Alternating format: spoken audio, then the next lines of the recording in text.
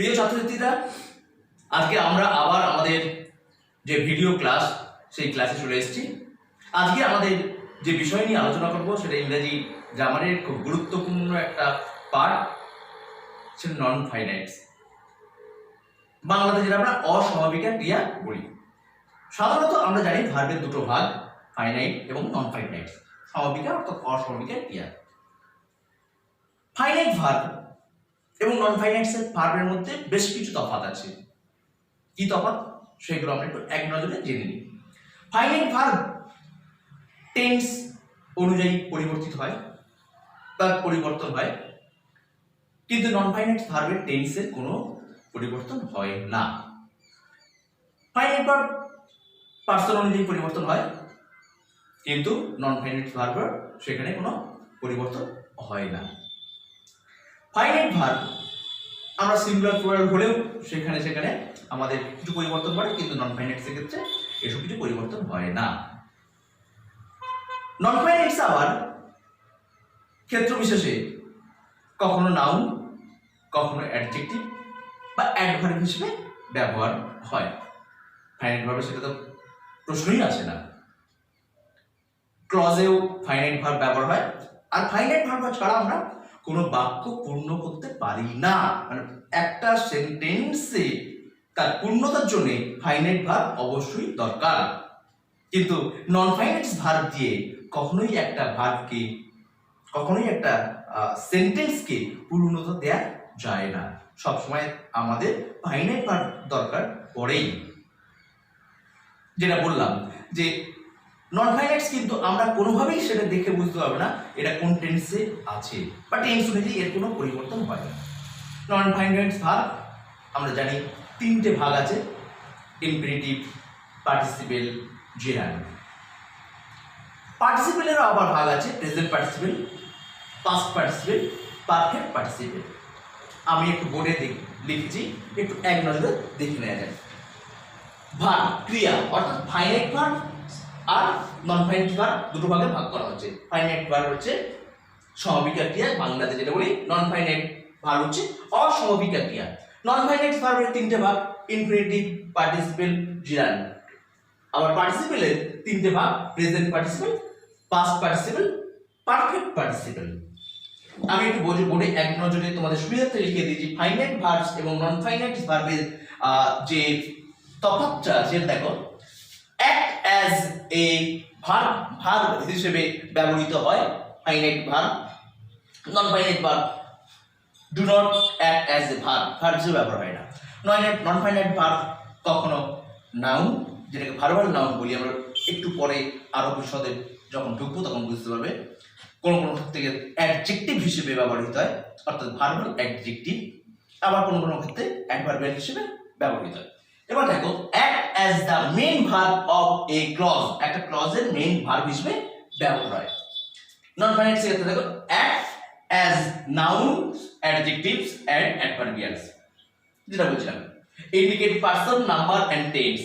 Finite ভার্বকে দেখে আমরা বুঝি যে টেন্স, পারসন, নাম্বার সবকিছু ইন্ডিকেট করতে পারি, কিন্তু নন ফাইনাইটস এর ক্ষেত্রে do not indicate person, number and tense, কখনোই ইন্ডিকেট করবে না। Used in the present tense and past tense. Present tense, past tense হয়। ইনফিনিটিভ, জেরান্ড এন্ড পার্টিসিপেল, এই ভাগগুলো এখানে হয়। Appear in dependent and independent clauses. Dependent এবং independent ক্লজে একে ব্যবহৃত হয়। Appear in infinitive participle and gerund participle clause. চলো এবার আমরা বিশদে চলে যাই। ইনফিনিটিভ, পার্টিসিপেল, জেরান্ড নিয়ে এবারে পরপর আলোচনা করি।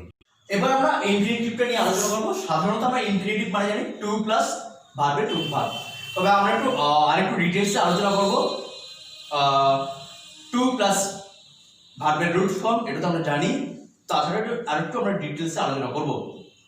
দেখে নিই। ইনফিনিটিভ তিন প্রকারের: indefinite infinitive, continuous infinitive, perfect infinitive এবং পারফেক্ট কন্টিনিউয়াস ইনফিনিটিভ। এবার আমরা দেখে নিই ভাগগুলো। ইনডেফিনিটিভ ইনফিনিটিভ কি কোনটা? ফাইনাইট ভার্বের সাথে, ফাইনাইট ভার্বের একই সাথে একই সময়ে যে কাজটা হয় বা ঘটে তাকে ইনডেফিনিটিভ ইনফিনিটিভ বলে। মানে ফাইনাইট ভার্বের সাথেই সাথেই সেই কাজটা ঘটছে আর কি, যখন যে অসমাপিকা ক্রিয়ার কাজটা ঘটছে আর কি নন ফাইনাইটের, তখন যে ভাব হয় আর কি, তখন ইনফিনিটিভ ইনফিনিটিভ কোন ভাব? ইনডেফিনিটিভ ইনফিনিটিভ। যেমন I want to go home, past tense I wanted to go home. একটা উদাহরণ দিয়েছি, ইট ইজ ডিফিকাল্ট ফর মি, আমার কঠিন কাজ, টু ওয়ার্ক অ্যাট নাইট, রাত্রে কাজ করা, to work to work. He went to market, সে বাজারে গিয়েছিল টু বাই ফিশ, মাছ কিনতে। দেখো এগুলো সবই ফাইনাইট ভার্বের সঙ্গে একসাথেই কাজটা হচ্ছে। দেখো want, I want to go, একসাথে I want to go home. It is difficult for me to work at night. এগুলো মোটামুটি একই সাথে হয়। যখন এই ধরনের হয় তখন ইনডেফিনিটিভ ইনফিনিটিভ বলে। কন্টিনিউয়াস ইনফিনিটিভ কোনটা? To be plus present participle of ordinary verb. দেখো he seems to be living in this house, মনে হয় তিনি এই বাড়িতেই থাকেন। Seems finite verb, to be living এটা নন ফাইনাইট এর infinitive, continuous infinitive. He pretended to be looking for the purse, তিনি এমন ভান করেছিলেন যেন তিনি পার্সটা খুঁজছিলেন। টু বি লুকিং এটা ইনফিনিটিভের কন্টিনিউয়াস ফর্ম রূপ আর কি। এবার পারফেক্ট ইনফিনিটিভের রূপ, পারফেক্ট ইনফিনিটিভের রূপটা দেখো, to have plus past participle of the ordinary verb. দেখো এবার एग्जांपल দেখো, I am happy to have been invited, past participle of the ordinary verb, to have been invited at that party, সেই পার্টিতে। I expected, আমি আশা করেছিলাম, to have question, to have left much earlier, আরো তাড়াতাড়ি চলে যাব, কিন্তু যেতে পারেনি। যদিও মানে এই ধরনের কোনো বাক্য যখন আশা করেছিলাম কিন্তু যেতে পারিনি, এই ধরনের কোনো বাক্য যখন হয় তখন আমাদের এইগুলো হয় টু হ্যাভ প্লাস ভার্বের থার্ড ফর্ম। এবারে দেখো আরেকটা উদাহরণ দিয়েছি, I intended to have attended the meeting, আমি আশা করেছিলাম যে এই মিটিংটাতে আমি যাব। দেখো perfect continuous, to have been plus present participle. দেখো উদাহরণটা দেখো, you seem to have been ঠিক আছে, to have been present participle working for long time. You seem তুমি মনে হচ্ছে অনেকক্ষণ ধরে তুমি কাজটা করছো। আরেকটা উদাহরণ দেখো, my mother seems to have been cooking all day long, মনে হচ্ছে মা সারাদিন ধরে কাজ করছেন। দেখো টু হ্যাভ বিন প্লাস ভার্বের প্রেজেন্ট পার্টিসিপেল ফর্ম। সাধারণত আমাদের মনে রাখতে হবে টু প্লাস ভার্বের রুট ফর্ম, যেটা আমাদের সাধারণত কাজে লাগে, আমাদের স্কুলের ছাত্রছাত্রীদের যেগুলো লাগে আর কি, ভার্ব টু প্লাস ভার্বের মূল ফর্ম।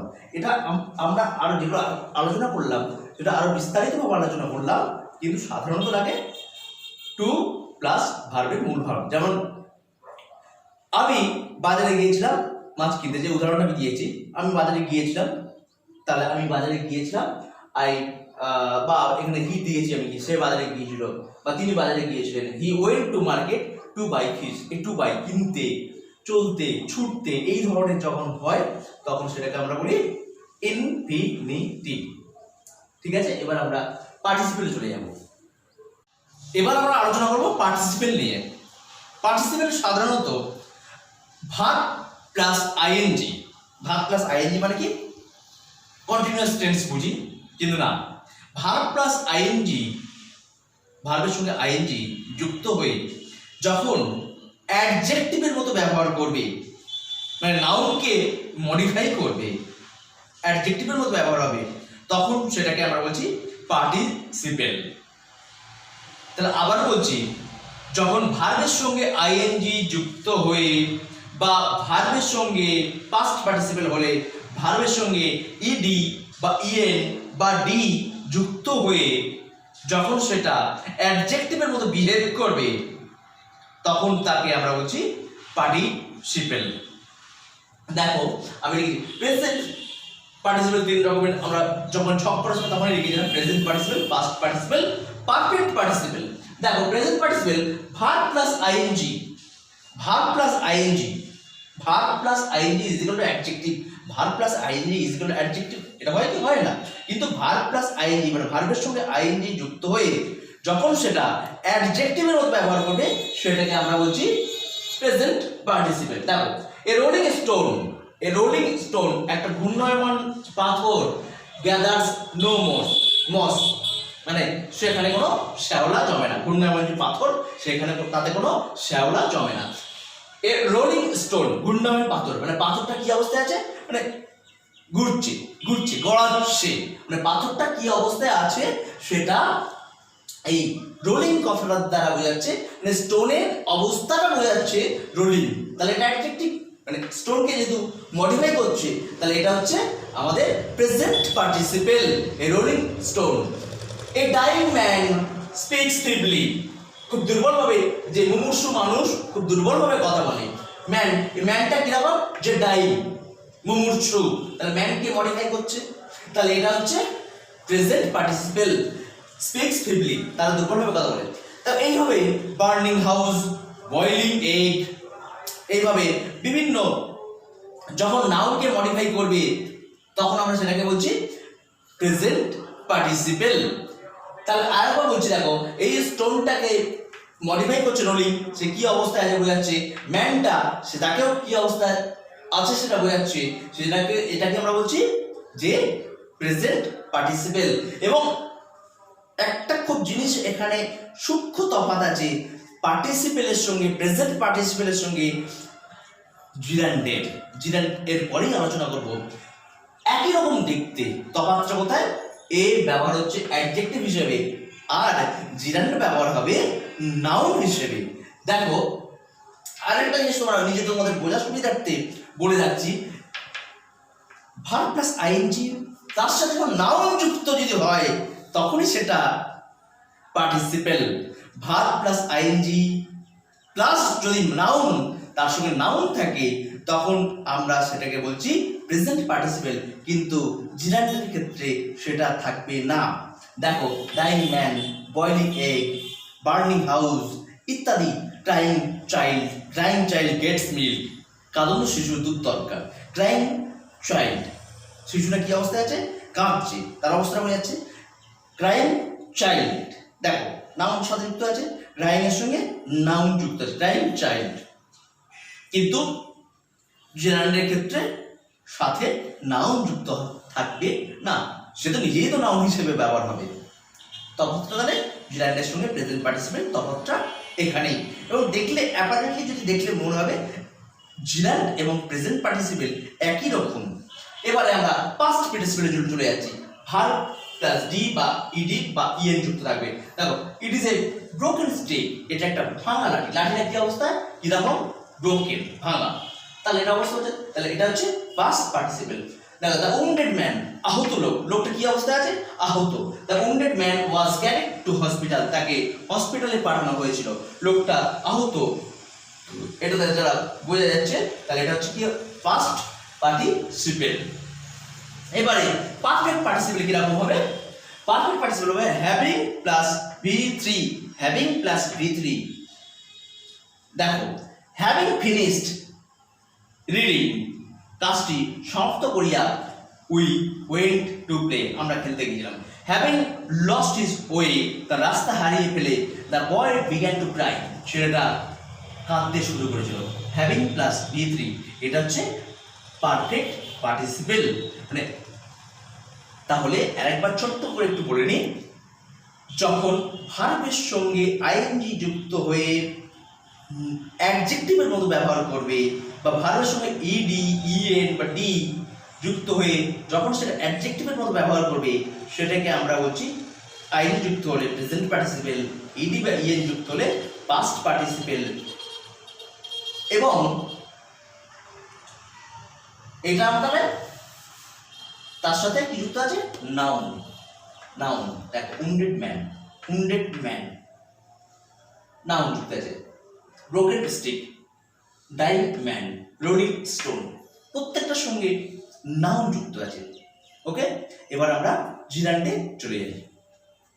এবার আলোচনা করব জিরান্ড নিয়ে। জিরান্ডটা কিছুটাই তোমাদেরকে ধারণা দিয়েছি পার্টিসিপেলের সময়। পার্টিসিপেল যেমন ভার্বের সঙ্গে, প্রেজেন্ট পার্টিসিপেল আর কি, ভার্বের সঙ্গে আইএনজি যুক্ত হয়ে অ্যাডজেক্টিভের মতো কাজ করে, সেজন্য তাকে ভার্বাল অ্যাডজেক্টিভ বলা হয়। জিরান্ড ভার্বের সঙ্গে আইএনজি যুক্ত হয়ে নাউনের মতো কাজ করবে। ভার্বের সঙ্গে আইএনজি যুক্ত হয়ে নাউনের মতো কাজ করবে। আবার বলছি, ভার্বের সঙ্গে আইএনজি যুক্ত হয়ে নাউনের মতো যখন কাজ করে তখন তাকে জিরান্ড বলা হয় বা তাকে ভার্বাল নাউনও বলা হয়। ভার্বের সঙ্গে যেহেতু আইএনজি যুক্ত হয়ে নাউনের মতো কাজ করছে, তাহলে সেটা কোথায় বসবে? সাবজেক্টের জায়গায় বসতে পারে, অবজেক্টের জায়গায় বসতে পারে। আমরা একটু দেখে নিই এক্সাম্পলগুলো। যেমন সুইম, সুইম মানে কি? সাঁতার। তো সাঁতারটা কি হবে? সাঁতারটা তো ভার্ব, সুইম সাথে আইএনজি যুক্ত হয়ে, তাহলে এটা কি হবে? তাহলে কন্টিনিউয়াস টেন্স মনে হচ্ছে, এটা কন্টিনিউয়াস টেন্স, সুইমের সঙ্গে আইএনজি যুক্ত হয়ে। এটা ভার্ব দেখে মনে হচ্ছে, কিন্তু না, এটা দেখে ভার্ব মনে হলো, কিন্তু এটা নাউনের মতো ব্যবহার হচ্ছে। Swimming is a good exercise, swimming is a good exercise, এটা subject of a verb, is ভার্বের সাবজেক্ট হিসেবে ব্যবহার হচ্ছে। সুইমিং, সাঁতার হয় একটি ভালো ব্যায়াম, ইজ ভার্বের সাবজেক্ট হিসেবে সুইমিং ব্যবহার হচ্ছে। এটা হচ্ছে তাহলে কি? জিরান্ড। ভার্বের সঙ্গে আইএনজি, সুইমের সঙ্গে আইএনজি যুক্ত হয়েছে, সুইম তার সাথে আইএনজি, সুইমিং, এবং সেটা ব্যবহার হচ্ছে নাউন হিসেবে, সুইমিং। তাহলে কি হচ্ছে? তাহলে এটা জিরান্ড। ভার্বের সঙ্গে আইএনজি যুক্ত হয়ে যখন নাউনের মতো ব্যবহার হয়, অর্থাৎ ভার্বাল নাউন বলা হয় তাকে, সেটাকেই বলা হচ্ছে জিরান্ড। Swimming is a good exercise, সাঁতার হয় একটি ভালো ব্যায়াম। আবার দেখো, অবজেক্ট হিসেবে ব্যবহার হচ্ছে। দেখো, I hate waiting at the bus stop, I hate waiting, I hate আমি অপছন্দ করি, এটা ফাইনাইট ভার্ব। কি অপছন্দ করি? কি দিয়ে শুরু যেটা পাওয়া যায় সেটা কি? অবজেক্ট। কি অপছন্দ করি? ওয়েটিং, অপেক্ষা করতে। কি হবে? কোথায় অপেক্ষা করতে? At the bus stop. তাহলে ওয়েটিংটা কি? এখানে অবজেক্ট, অপেক্ষা করতে, অবজেক্ট হিসেবে ব্যবহার হচ্ছে। কিন্তু দেখে মনে হচ্ছে ভার্ব, কিন্তু কাজ করছে কি হিসেবে?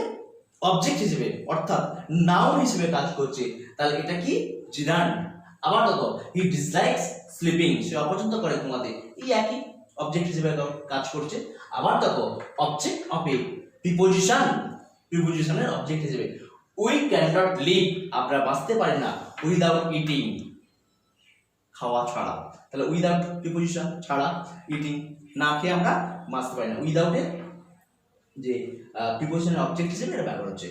মাই বেস্ট হবি ইজ ফিশিং, আমার সবথেকে প্রিয় পছন্দের জিনিস কি? ফিশিং, মাছ ধরা।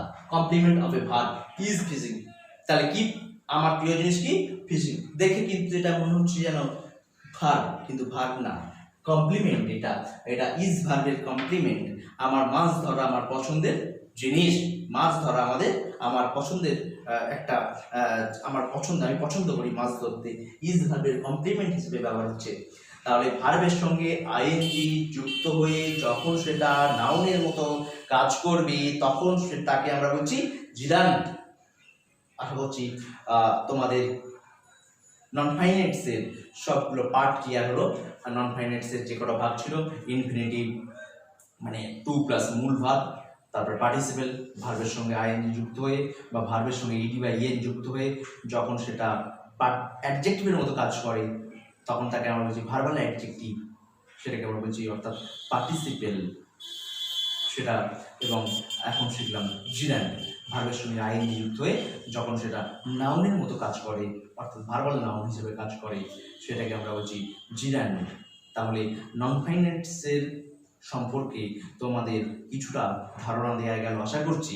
এরপরেও যদি তোমাদের কোনো কিছু জিজ্ঞাসা থাকে আমাদের কমেন্ট বক্সে তোমরা কমেন্ট করো, আমরা আমাদের তরফ থেকে তোমাদেরকে উত্তর দেওয়ার চেষ্টা করব। ভালো থেকো।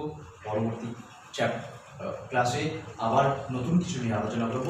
যারা এখনও পর্যন্ত আমাদের ইউটিউব চ্যানেলটা আনন্দ সংবাদ লাইভ ইউটিউব চ্যানেলটা সাবস্ক্রাইব করোনি তাদেরকে বলবো, যদি ক্লাস তোমাদের ভালো লেগে থাকে তাহলে চ্যানেলটি তোমরা সাবস্ক্রাইব করো এবং পরবর্তীকালে আরও ভিডিও পাওয়ার জন্যে তোমরা বেল বাটনটাকে ক্লিক করো। থ্যাংক ইউ, আজ এই পর্যন্ত।